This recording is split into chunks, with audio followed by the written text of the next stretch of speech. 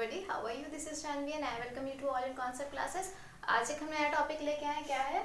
Principal normal and binormal. देखिए, इससे पहले वाले लेक्चर में हमने normal line and normal plane के इक्वेशन निकालना सीखा था। आज ये नॉर्मल का ही एक पार्ट होता है, principal normal and binormal. Important topic है, समझने में थोड़ा सा ही टाइम लगता है, लेकिन अगर कॉन्सेप्ट क्लियर नहीं होता है तो ये बहुत बड़ा हेडेक बन जाता है। ठीक, तो ध्यान से देखिए, अच्छे से क्लियर हो जाएगा।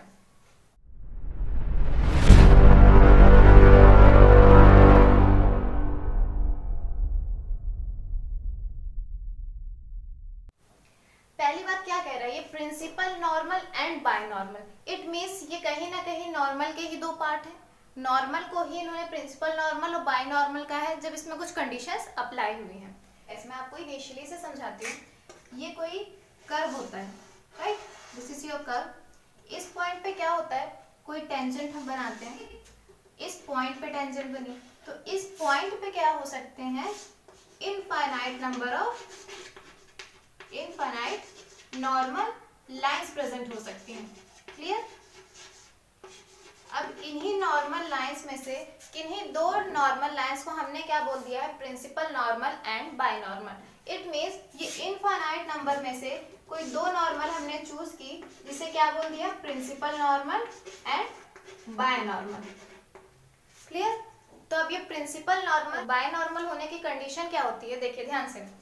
किसी भी नॉर्मल को हम प्रिंसिपल नॉर्मल तब बोलेंगे जब वो नॉर्मल ऑस्कुलेटिंग प्लेन में हो, ऑस्कुलेटिंग प्लेन में हो।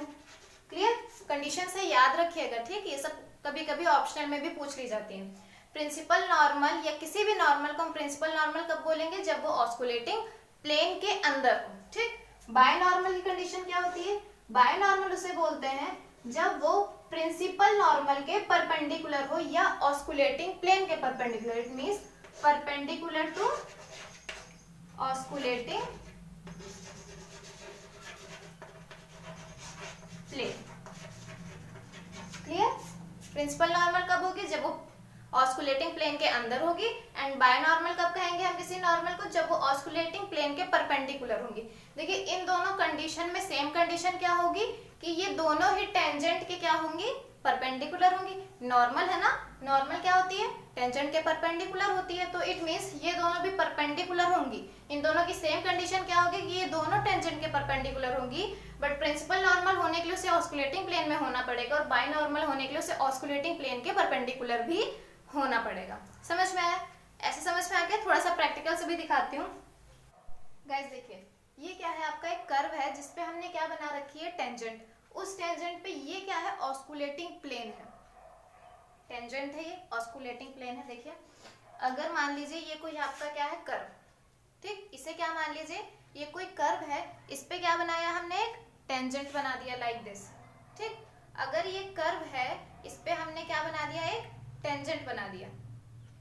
ठीक, इतना समझ में आया? कर्व है, उस पे एक टेंजेंट बनाया है। ऑस्कुलेटिंग प्लेन क्या होता है, ये इसका ऑस्कुलेटिंग प्लेन हो जाता है। दिख रहा है? देखिए, ये देखिए, ये क्या था, कर्व। कर्व पे क्या बनाई हमने, टेंजेंट। और ये क्या बनाया हमने, ऑस्कुलेटिंग प्लेन। क्लियर हो रहा है? ये कर्व था, ये टेंजेंट है, ये इसका ऑस्कुलेटिंग प्लेन है। ये क्या कहता है कि प्रिंसिपल नॉर्मल तभी होगी जब ऑस्कुलेटिंग प्लेन पे नॉर्मल बनी होगी। इट मींस ये कर्व है, ये आपका टेंजेंट है, ये ऑस्कुलेटिंग प्लेन है, तो आपकी प्रिंसिपल नॉर्मल क्या होगी, ऐसे। मींस इस ऑस्कुलेटिंग प्लेन के अंदर होगी। ये ऑस्कुलेटिंग प्लेन है, कर्व है, टेंजेंट, और ये ऑस्कुलेटिंग प्लेन, उस पे क्या है, ये आपकी प्रिंसिपल नॉर्मल। इसको क्या बोलते हैं हम, प्रिंसिपल नॉर्मल। देखिए कैसे, ये यहाँ पर ये टेंजेंट है ऐसे, तो प्रिंसिपल नॉर्मल क्या होगी, लाइक दिस।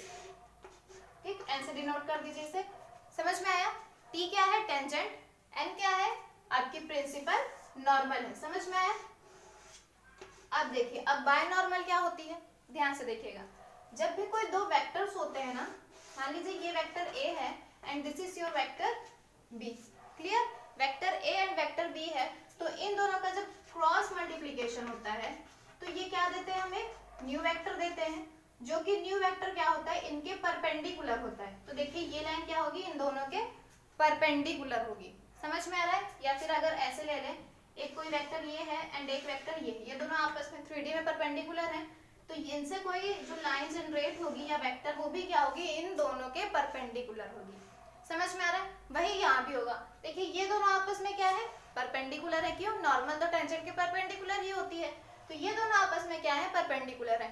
जब हम इन दोनों का क्रॉस मल्टीप्लीकेशन करेंगे, लाइक टी इंटू या फिर cross product n equals to क्या देंगे, ये बाय नॉर्मल देंगे, या जो भी वेक्टर देंगे उसे हम क्या कहेंगे, बाय नॉर्मल कहेंगे। ठीक, इस तरह को समझ में आ रहा है? इट मीन्स अगर आपके पास ये थी आपकी प्रिंसिपल नॉर्मल जो कि ऑस्कुलेटिंग प्लेन में, ये आपकी कोई टेंजेंट थी, तो बाय नॉर्मल यहाँ से जनरेट होगी। क्लियर? जो कि ये तीनों आपस में क्या होंगे, परपेंडिकुलर होंगे। समझ में आया? मीन्स ये तीनों आपस में 90 डिग्री एंगल बनाएंगे। अब देखिए यहाँ से क्वेश्चन क्या अराइज होता है, ये अगर आपकी टेंजेंट थी, ये आपका ऑस्कुलेटिंग प्लेन था and this is your curve, यहाँ से हमने क्या बनाई थी, प्रिंसिपल नॉर्मल। मान लीजिए यहाँ पर ऊपर क्या हुई, आपकी बाय नॉर्मल जनरेट हुई। देखिए कैसे, ये देखिए, ये था कर्व, ये था आपका ऑस्कुलेटिंग प्लेन, ये है आपकी tangent and this is your osculating plane पे प्रिंसिपल नॉर्मल, एंड ये क्या जनरेट हुई, आपकी बाय नॉर्मल। समझ में आ गया ये? क्लियर? अब देखिए पॉइंट क्या अराइज होता है कि ये बाय नॉर्मल ऊपर भी हो सकती है, नीचे भी हो सकती है। इसमें कंफ्यूजन अराइज होता है कि कैसे, ध्यान से देखिएगा। ये क्या है आपका, मान लीजिए ये टेंजेंट थी, ये प्रिंसिपल नॉर्मल एंड ये बाय नॉर्मल। अभी ऊपर है कैसे, राइट हैंड स्क्रू रूल पढ़ा होगा, उसमें क्या होता है, ये आपने मैग्नेटिक फील्ड ली थी, वैसे ही कुछ रहता है। जब ये टी से, देखिए ये क्या है, आपके प्रिंसिपल नॉर्मल एन, समझिए कि tangent and this is your principal normal. तो जब हम प्रिंसिपल नॉर्मल से ऐसे घूम रहे हैं, देखिए प्रिंसिपल नॉर्मल से टेंजेंट की तरफ जा रहे हैं, तो हमारा ये थंब कहाँ है, ऊपर को पॉइंट कर रहा है। इट मीन्स बाय नॉर्मल भी ऊपर जनरेट होगी। क्लियर हो रहा है? मीन्स जैसे आप क्या करते हैं, कभी कोई कैप ओपन करते हैं तो इसको ओपन करके ऐसे ही ले जाते हैं, यहाँ से इधर ये जाती है, तो जब ये वाली नॉर्मल प्रिंसिपल नॉर्मल इस साइड है और टेंजेंट इस तरह है, तो हम अगर इस तरह घूमेंगे तो बाय नॉर्मल ऊपर जाएगी। सिमिलरली टेंजेंट से अगर नॉर्मल की तरफ या टेंजेंट से प्रिंसिपल नॉर्मल की तरफ आएंगे तो कैसे आएंगे, ऐसे आएंगे, उस टाइम हमारा थंब कहाँ है, नीचे है। इट मीन्स ये जो बाय नॉर्मल है वो कहाँ आ जाएगी, आपकी नीचे आ जाएगी। क्लियर? समझ में आया? सिमिलरली अगर हमने ये जो हमारी प्रिंसिपल नॉर्मल है इसको क्या कर दिया, इस तरफ, ये टेंजेंट अभी भी वही है, प्रिंसिपल नॉर्मल को हमने उधर कर दिया, ये क्या होता है, इस तरह से खुलता है ना। तो अगर अब आप देखिए, अब आप जब टेंजेंट से प्रिंसिपल नॉर्मल की तरफ आएंगे तब हमारा बाय नॉर्मल ऊपर जाएगा।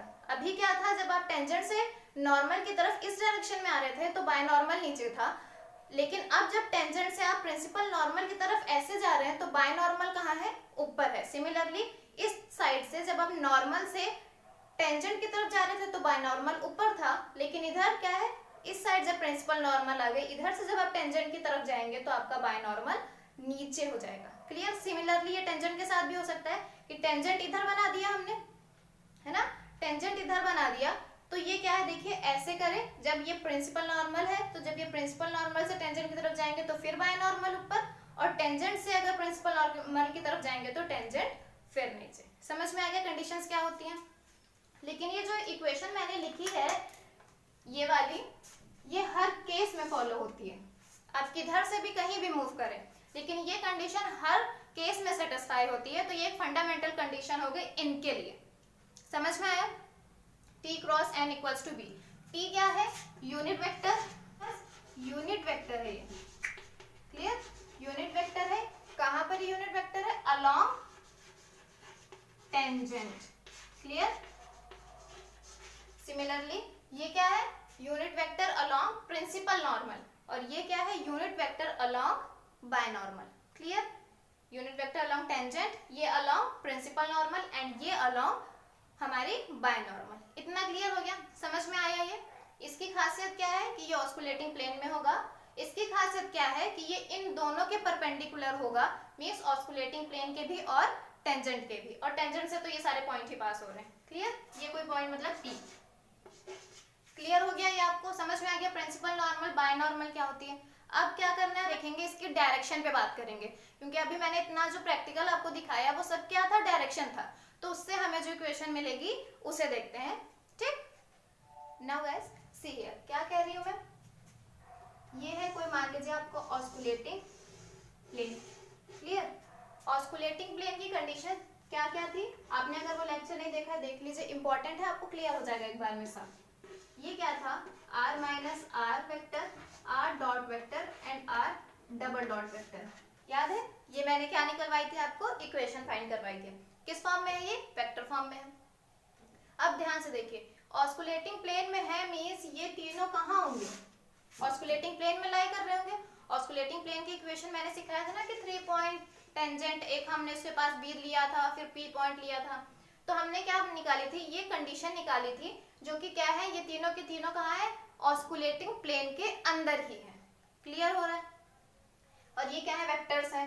तो अगर हम दो वेक्टर्स उठा ले, मान ले r dot and r double dot, देखिए ये सब वेक्टर्स है, ठीक, स्केलर्स नहीं है, दिस आर ऑल वेक्टर्स। तो ये r dot and r double dot ये एक ऑस्कुलेटिंग प्लेन के अंदर है, ठीक। और मैंने अभी अभी क्या बताया, जब कोई दो वेक्टर, वेक्टर a और वेक्टर b जब आपस में क्या होते हैं, इनका क्रॉस मल्टीप्लिकेशन होता है, तो ये एक वेक्टर c देते हैं जो इन दोनों के परपेंडिकुलर होता है। समझ में आ रहा है ये? तो हम अगर कह दें कि ये इन दोनों का आपस में क्या करें, क्रॉस मल्टीप्लिकेशन कर दें, समझ में आ रहा है?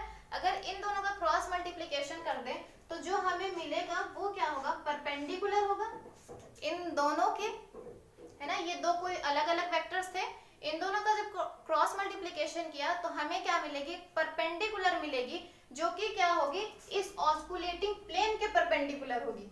यही होगा ना, अगर दो वेक्टर इसके अंदर हैं तो अब जो वेक्टर मिलेगी वो इसके ऊपर ही तो मिलेगी। मान लीजिए, ध्यान से देखिएगा, इधर मैं क्या बताना चाह रही हूँ आपको। अगर ये क्या था, आपका कोई ऑस्कुलेटिंग प्लेन था, अगर ये जो दोनों है, ये देखिए ये दो वेक्टर्स क्या है, इसके अंदर है, तो जब इन दोनों का क्रॉस मल्टीप्लिकेशन होगा तो आपको क्या मिलेगी, एक बाय नॉर्मल मिलेगी, जो कि क्या होगी, इन दोनों के परपेंडिकुलर होगी। समझ में आया? यही यहाँ पर भी होगा। तो जब इन दोनों का क्रॉस मल्टीप्लिकेशन हुआ तो जो वेक्टर हमें मिला वो ऑस्कुलेटिंग प्लेन के क्या मिला, परपेंडिकुलर मिला, ठीक। तो हम ऐसा कह सकते हैं ना कि देखिए बाय नॉर्मल भी क्या थी, ऑस्कुलेटिंग प्लेन के परपेंडिकुलर थी, उसकी कंडीशन यही थी ना कि वो ऑस्कुलेटिंग प्लेन के परपेंडिकुलर होगी। तो ये जो ये वाली जो लाइन मिली हमें या जो वेक्टर मिला वो भी क्या होगा, इन दोनों वेक्टर्स के परपेंडिकुलर मींस ऑस्कुलेटिंग प्लेन के परपेंडिकुलर। तो ये हो सकता है कि वो बाय नॉर्मल, देखिए ये आपकी टेंजेंट, ये आपकी बाय नॉर्मल एंड ये आपकी प्रिंसिपल नॉर्मल। तो मान लीजिए कोई हमें मिल गई, ये इसके पैरेलल मिल गई। क्लियर? अब इसमें बहुत सारी कंडीशंस थी, शायद बाय नॉर्मल नीचे चला जाए, तब हमारी इस पैरेलल वाली लाइन का क्या होगा, है ना। तो ध्यान से सुनिए, एक चीज मैं आपको बताती हूँ। अगर ये वेक्टर ए है कोई एंड ये वेक्टर बी है, ये आपस में पैरेलल होंगे, इनकी डायरेक्शन कुछ भी हो, मतलब ये अगर इधर मूव कर रहा है और ये अगर इधर मूव कर रहा है लाइक दिस, ठीक, तब भी ये दोनों आपस में पैरेलल हैं। हम दो लाइंस को पैरेलल कब कहते हैं, जब उनके बीच का एंगल जीरो, तो इनके बीच का एंगल जीरो ही रहेगा, चाहे ये दोनों इधर एक साथ मूव करें या ये दोनों अपोजिट डायरेक्शन में मूव करें, तब भी ये क्या होंगे, पैरेलल ही होंगे। तो अगर ये यहाँ पर ही है और हमारी जो ये वेक्टर हमने परपेंडिकुलर निकाला ऑस्कुलेटिंग प्लेन के, वो इसके साथ में है, तो ये दोनों तो अब भी तो पैरेलल है। लेकिन मान लीजिए कि ये बी कहाँ चली गई, अगर नीचे चली गई, तब भी ये वाली जो वेक्टर हमारी हमने इसके परपेंडिकुलर निकाला इसके थ्रू, वो क्या होगी, इसके पैरेलल होगी। क्लियर? समझ में आ रहा है इतना? अब एक चीज और ध्यान से सुनिए, जब मैं आपको normal line and normal plane पढ़ाया था तब भी वहां मैंने आपको बताया था कि आर डॉट क्या होता है, आर डॉट क्या होता है, ये होता है पैरेलल किसके, टेंजेंट लाइन के, बताया था। आर डॉट टेंजेंट लाइन के क्या होता है, पैरेलल होता है। कैसे हुआ था पूरा डिटेल से समझाया मैंने, अगर आपने उसे नहीं देखा है तो उसका लिंक मैं डिस्क्रिप्शन बॉक्स में दे दूंगी, एक बार देख लीजिए, बहुत इंपॉर्टेंट है, ठीक। ये दोनों क्या होते हैं, आपस में पैरेलल होते हैं। ये एक बाय नॉर्मल मिल गई और एक ये क्या मिल गई हमें, एक यूनिट, ये हमें एक मिल गई टेंजेंट वेक्टर के पैरेलल। क्लियर? ये हमें क्या मिल गई, बाय नॉर्मल, कैसे मिली, R dot R double dot का क्रॉस मल्टीप्लिकेशन। ये क्या मिल गई हमें, आर डॉट, जो कि क्या है, टेंजेंट के पैरेलल है। ये दोनों क्या होंगी आपस में, ये दोनों भी आपस में परपेंडिकुलर हो जाएंगी। समझ में आ रहा है कैसे हो गई ये बाय नॉर्मल के पैरेलल हो गई। बाय नॉर्मल क्या थी, टेंजेंट पे परपेंडिकुलर थी, ये भी क्या हुई, टेंजेंट के पैरेलल हो गई, तो ये दोनों आपस में परपेंडिकुलर होंगी। क्लियर हो रहा है इतना। अब जब हम इन दोनों के बीच क्रॉस मल्टीप्लिकेशन कर देंगे तो उससे क्या मिल जाएगा, एक हमें नया वेक्टर मिलेगा जो कि इन दोनों के पैरेलल हो जाएगा। समझ में आ रहा है। देखिए मैं क्या कहना चाह रही हूँ, ये ऑस्कुलेटिंग प्लेन की इक्वेशन थी, ध्यान से देखिए इधर मैं क्या कहना चाह रही हूँ। अगर ये r dot cross r double dot ये क्या है, एक हमारी वेक्टर है, अगर इसका क्रॉस प्रोडक्ट कर दे दूसरी वेक्टर के साथ तो अब इन दोनों से हमें क्या मिल जाएगा, तीसरी वेक्टर मिल जाएगी जो कि क्या होगी, इन दोनों के परपेंडिकुलर। इट मींस अगर एक कोई वेक्टर आपकी ये है एंड एक वेक्टर ये है, ठीक, तो अब आपको क्या मिल जाएगी, एक वेक्टर इस तरीके से मिल जाएगी।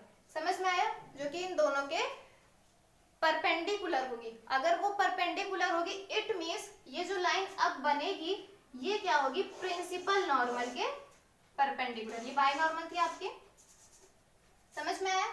देखिए ये पूरा पूरा सिस्टम इन दोनों क्या हो गए, आपस में पैरेलल हो गए। ये क्या थी, r dot cross r double dot, ये r डॉट है और ये क्या मिल गई हमें, प्रिंसिपल नॉर्मल के पैरेलल। क्या है वो, ये वाली वैल्यू क्या है, या ये वेक्टर क्या है, प्रिंसिपल नॉर्मल के पैरेलल। समझ में आया। इसे ओपन करें तो आपको याद होगा क्या होता है कंडीशन, अगर vector a cross vector b vector c ये आपस में तीनों क्रॉस मल्टीप्लिकेशन में होते हैं तो हम क्या लिखते हैं, a vector dot c vector, इसका dot b vector minus a vector dot b vector फिर डॉट c वेक्टर। इसी तरीके से लिखते हैं। तो इससे हमें सिमिलरली r के लिए क्या मिल जाएगा, नोट्स बनाते चलिएगा इन सब के, ठीक। आपको नोट्स मैं प्रोवाइड भी कर दूंगी मेरे टेलीग्राम चैनल पे, तो आप उससे ज्वाइन होके पीडीएफ भी ले सकते हैं। देखिए ये क्या होगा, r डॉट, याद कैसे रखेंगे, इसका पहले दूर वाले से होता है, सो r डॉट का फिर डॉट होगा r डॉट से, जिसका फिर होल डॉट किससे होगा, r डबल डॉट से, माइनस r डॉट, इसका डॉट किसके साथ होगा, r डबल डॉट से, और इसका होल डॉट r डॉट से। क्लियर।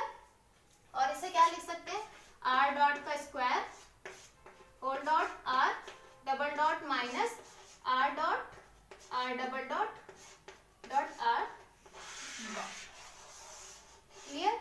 ये हो गया हमारा principal normal and binormal. समझ में आया आपको, बहुत इंपॉर्टेंट था, इसको ध्यान से सुनना पड़ेगा तब आपको ये अच्छे से समझ में आएगा। क्लियर। ये आज का हमारा लेक्चर था, आई होप आपको समझ में आ गया होगा, इंपॉर्टेंट भी था, इसके क्वेश्चंस भी कराऊंगी मैं, आप इसको अच्छे से पढ़ लीजिए। नेक्स्ट लेक्चर में नेक्स्ट वीडियो के साथ मिलते हैं, तब तक के लिए थैंक यू।